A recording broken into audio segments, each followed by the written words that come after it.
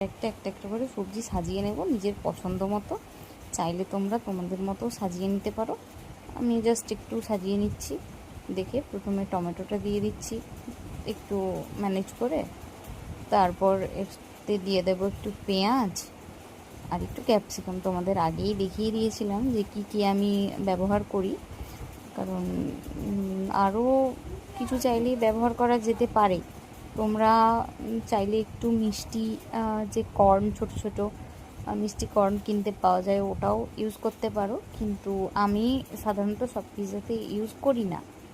আমি শুধুমাত্র এই চিকেন পিৎজাতে এইগুলো দিয়েই বানাই, কারণ এটা তো চিকেন পিৎজার অর্ডার ছিল, তাই চিকেন পিৎজাটা আমি এটা দিয়েই বানাই। আর এটা হচ্ছে তন্দুরি পিৎজা, যেটা তন্দুরি চিকেন করে তারপরে সেটাকে আমি পিৎজাতে দিই। মানে প্রথমে চিকেনটাকে তন্দুরি যেটা করা যায় সেরকম করে করে নিই।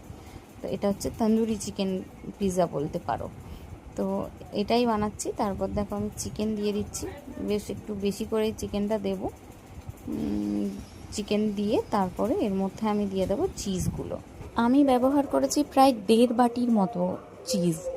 তোমরা চাইলে একটু ওভার চিজি ব্যাপারটা আনার জন্য তোমরা একটু বেশি চিজ দিতে পারো। তোমাদেরকে প্রথমেই যে টানটা দেখিয়েছিলাম ওটা চিজের কারণেই, তোমরা অবশ্যই মোজারেলা চিজ ব্যবহার করবে। চলো এবার ওভেনে দিয়ে দেবো আমি বেক করতে। মোজারেলা চিজটা দেখতেই পাচ্ছ, এটা মোজারেলা চিজ আমি দিয়ে দিচ্ছি। তারপর আমি ওভেনে বেক করব। তোমরা চাইলে উনুনেও বেক করে নিতে পারো, বা গ্যাসে একটা কড়া বসিয়ে তাতে একটু নুন দিয়ে স্ট্যান্ড বসিয়ে তোমরা গরম করে নিতে পারো, মানে করে নিতে পারো। তাতে কি হয়, একটু বেসটা শক্ত হয়ে যায়, কিন্তু ওভেনে করলে খুব সুন্দর নরম একটা টেক্সচার আসে। সেটা তো আমি আগেই দেখিয়েছি কত সুন্দর নরম এবং ঝরে ঝরে, মানে একদম চিকেন পুড়ে যায়। তো দেখো আমি ওভেনে বেক করে নিচ্ছি। আর তোমরা চাইলে অর্ডার করতে পারো, আমার নাম্বার তো দেওয়াই আছে, আর তোমরা মেসেজও করতে পারো ইনবক্সে। ঠিক আছে, চলো আজকের মতো টাটা।